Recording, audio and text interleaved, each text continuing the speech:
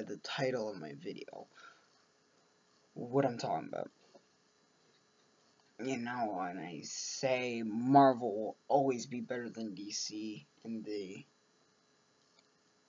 movie cinematic universe, as I like to call it, the MCU, even though I know some people will complain, oh, that's Marvel Cinematic Universe. Shut up. It's a movie cinematic universe. But what is the main problem with DC? Why will they never be better than Marvel in this? I can tell you why. I'm Jay Ward, and this is why. So, we're going to tell you, step by step, the problem with it. And it's the problem with most movies these days. They're going for the sequels, not the original. Marvel focused on its first movie just as much as it did its second, third, fourth, fifth, and sixth, especially for the Avengers. And then it's been focusing on each one importantly. Each movie that they've been making gets equal amount of attention. However, unlike them these days, I feel like movies are trying to set up their universe more than they are getting the movie out. And that's a problem. There's a reason why DC isn't going to have as good of a movie universe. And this is because they're trying to compete with Marvel. Now, don't get me wrong, it's bold to go after Marvel, because they've been telling some of the best stories as far as comic book movies in the past little bit. The problem is that you're doing the one thing that you should never do when you're trying to tell a story, and that's rush the story. You don't do that. Yeah, no, you just don't. You just don't rush the story. Let's pull out an example here. I'm a wrestling fan, so for those of you who know this, you should get this reference. Let's say Wrestler A, Wrestler B, fighting over, we're fighting over this belt, right? Now, this is actually one of the main reasons why I don't like UFC. Because in UFC, you could have two guys, and I know I look silly here, but deal with it. Basically, you could go into a match, get hypes for like a month. One guy could just go boom for real, and then he's done. That's your match. 30 seconds. Done. There's no story, you just hype it, and then some guy could lose in 30 seconds flat, and it's just done. What was the point of that? That's how I feel like with DC. Like, I like the characters. I like Batman, I like the Flash. Superman, well, he's Superman. You know, I like a lot of the DC characters. I want to like them. The cinematic universe does make it very hard to do that, which is actually why I like pro wrestling. Pro wrestling, you can get stories out of these guys. You know, one guy could hit this big move, and you could be, oh, think it's over, and then he goes 1, 2, and it kicks out, and you're like, oh my gosh, how do you do it? Now, of course, they're both scripted, but still, you can get these amazing moments, and then at the end, the wrestler could hit the finishing move, and it could be the 1, 2, 3, and he walks away with the world title, and yeah.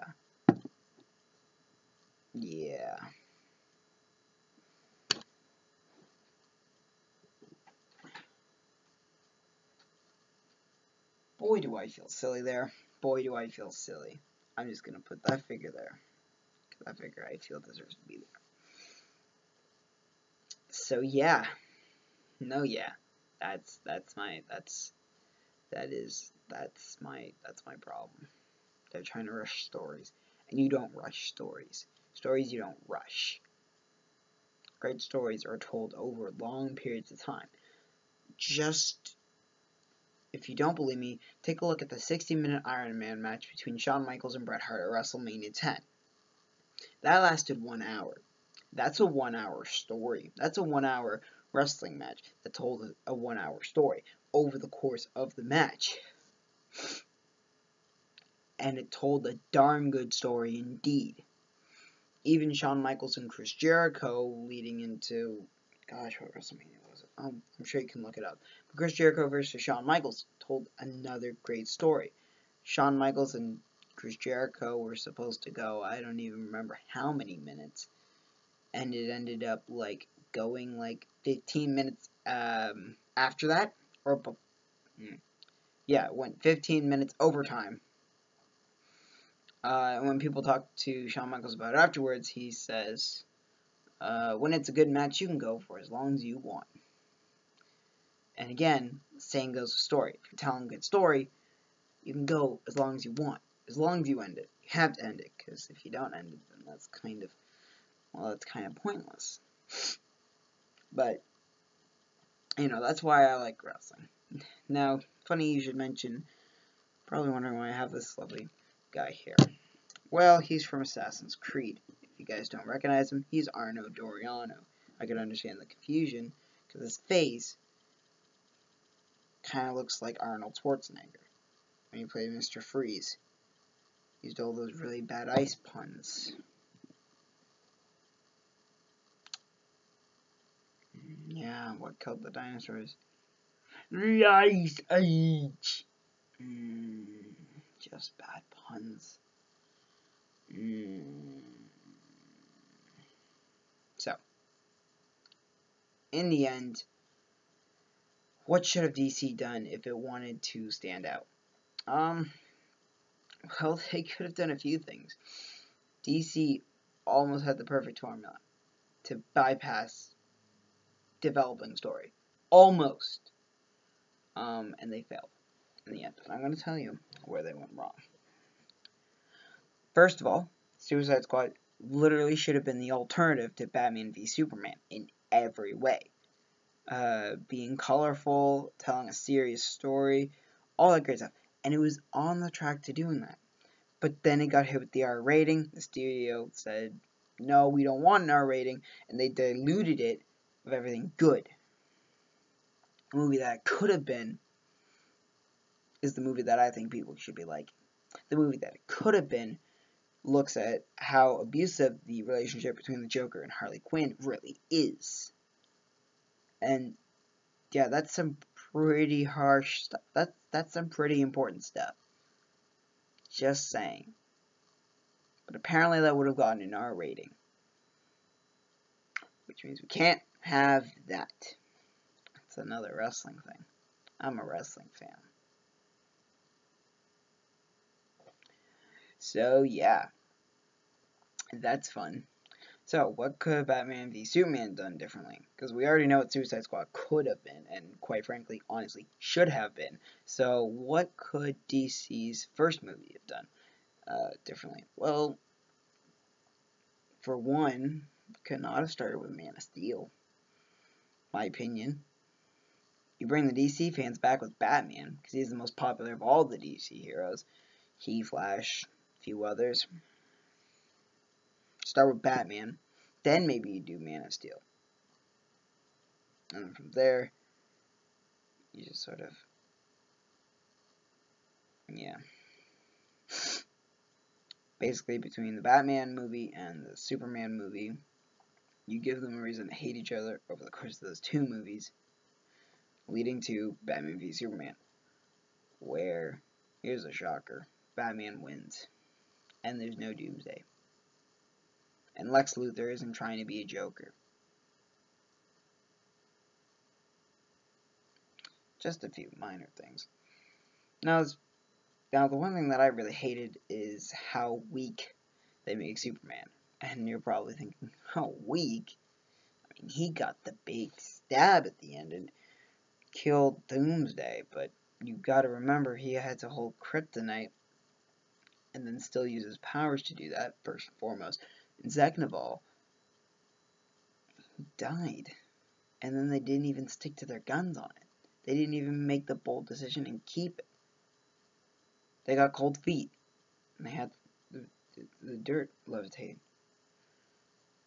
If we're gonna kill Superman, kill Superman. For fudge's sake. For fudge's sake, just kill Superman. If you're gonna have him die at the hands of Doomsday, have him stay dead.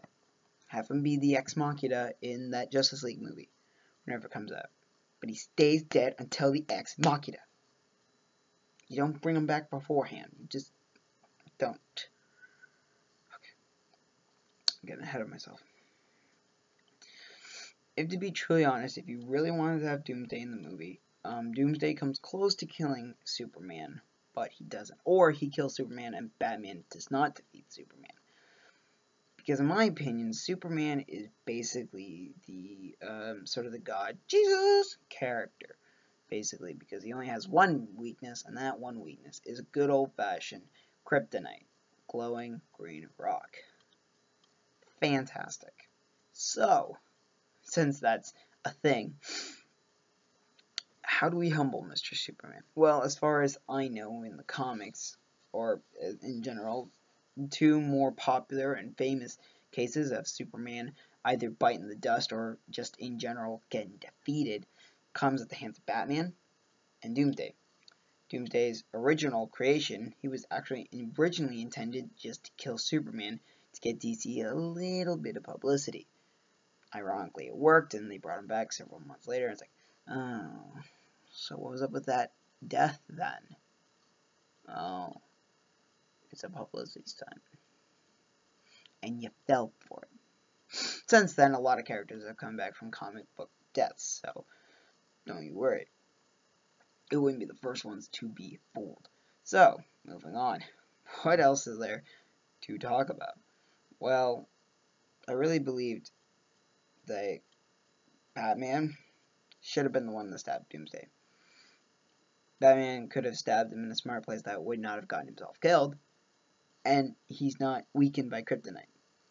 Or at least have a known history of being affected by kryptonite. You get the point. Plus, they made Batman incredibly strong over the course of the movie. Now, you may think I'm saying crazy stuff, but, like, save Superman's mom. He was a major part of Doomsday getting defeated, and defeated Superman. Plus, he had to sneak in the LexCorp to actually get the kryptonite in the first place. Yeah, no, Batman is, like, nigh on invincible at this point. Like, he's just invincible. Which is mind-boggling why they would have good old Superman, who's clearly lost mostly every single encounter he's had with the Dark Knight. Just have him defeat Doomsday. I feel like, why? What can we expect from the next few movies? Well, hopefully they're really good. Like I said, I want to root for DC. You know, competition does make money. You know, look at the Attitude Era. The Attitude Era in the WWE was in existence because it had to compete against WCW. It was WWE versus WCW. And WCW was doing something that the WWE wasn't. So the WWE had to do something to counteract that. In comes the Attitude Era. So competition does make money. And DC could make a lot of money trying to compete against Marvel. But this is like WCW using its real life TV and live TV to compete against Vince McMahon and his WWE's cartoon-like characters that almost serve zero purpose. Like, there was a guy who wrestled that was supposed to be a NASCAR driver. A friggin' race car driver. Then you also had Dumpster Man. You had Hog, because he worked on a hog farm. Ha ha ha. That's bad. Yeah, you had a bunch of odd ones. In that cartoony time period, you would not have been able to compete. But then once they got into the Attitude Era, immediately they started to sort of rise up the ranks to the point where they were matching and then besting WCW as WCW was failing and fading into obscurity. At the end of the day, this is what needs to happen. If DC wants to compete with Marvel, the only way it's going to be able to compete with Marvel is if it slows down. It slows down the story, and it really takes time to develop their characters. really have to develop those characters. After all, you can't just build an environment around the environment. Gotham City is well known because of Batman, and that's where Batman does all of this crime fighting and stuff. You know, it's just like how on my channel, the J Critic, he has his own stuff that he does. And I generally tend not to do those things. Me as J Ward, I will do anything else. You know, I do wrestling predictions, wrestling booking, and now as of recently, I come over here and I do whatever, everything else. You know, I play cello, I play clarinet, I want to sing a little bit maybe. Who knows? I want to watch some movies live and do a bunch of cool things and maybe play some games if I can, but probably not yet. But you get the point. So, like, I want to be able to tackle everything. I want to be like an overall channel that does like a bunch of things. I don't do just one thing. I can't focus long enough to do one thing, can I? No, probably not.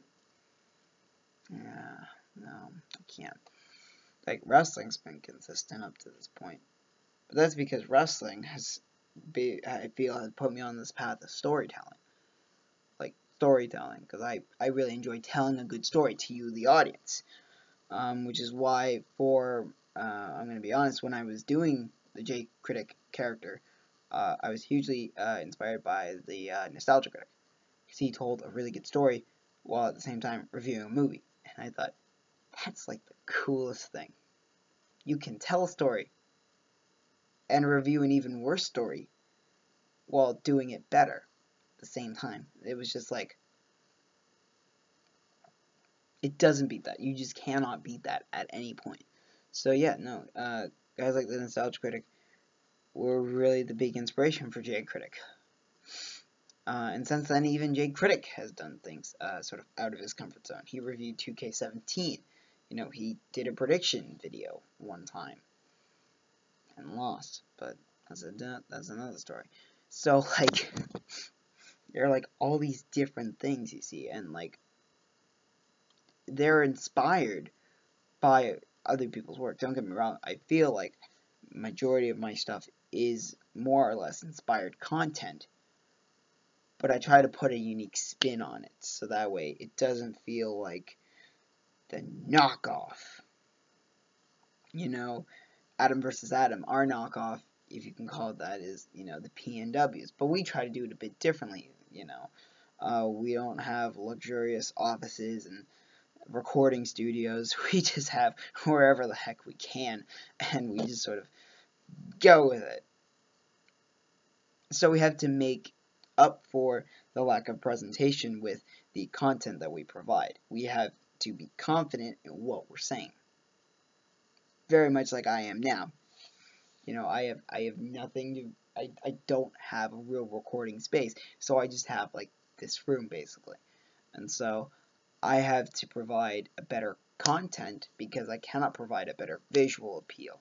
I can come up with some pretty cool thumbnails, don't get me wrong, but, I mean, a thumbnail's only going to get you so far. If I made, like, an amazing thumbnail about reviewing the movie Logan, and then I, like, talk about, like, the first X-Men movie, you're gonna be like, what? You're gonna be just a bit confused. So, like, I guess what I'm trying to say, at the end of the day, is that, to me, in my opinion, you probably need to know that DC's going to try its hardest, and I applaud them. They're trying their hardest. You know, they're trying to get these movies out about the same time Marvel does, so you got to give them credit for at least trying. The problem that I have is that they're trying to do the wrong thing. Where they should be putting effort in, they're not, which is telling a good story. They're more concerned about the release dates and matching stuff, and, like, because the silly Infinity Wars Part 1, something tells me Justice League is going to be Part 1.